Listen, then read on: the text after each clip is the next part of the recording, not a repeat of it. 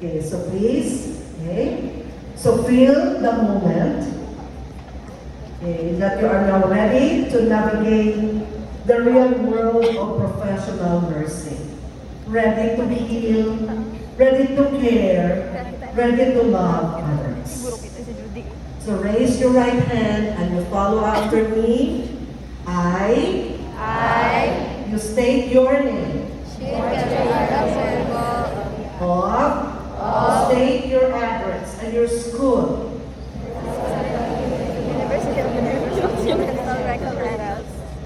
Hereby solemnly swear Hereby solemnly swear that I will support and defend that I will support and defend the Constitution of the Philippines, the Constitution of the Philippines, that I will bear true faith that I will bear true faith and allegiance to the same, and allegiance to the same, that I will obey the laws, that I will obey the laws, legal orders, legal orders, and executive orders and executive orders promulgated by the duly constituted promulgated by the duly constituted authorities of the Republic of the Philippines, authorities of the Republic of the Philippines, and that I impose this obligation that I impose this obligation upon myself voluntarily, upon myself voluntarily, without mental reservation without mental or reservation purpose of evasion. or purpose of evasion.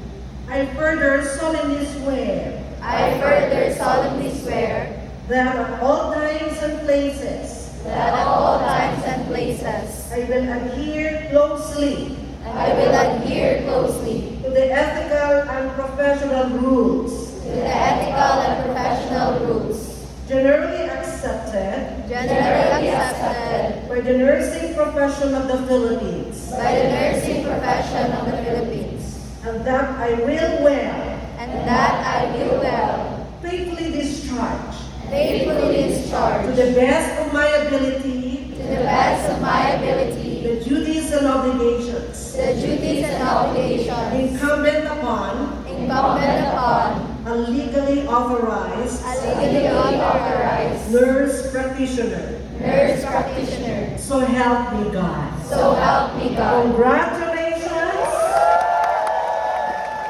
New full-fledged nurses of the province of Negros Occidental and our guests from other provinces. Now you may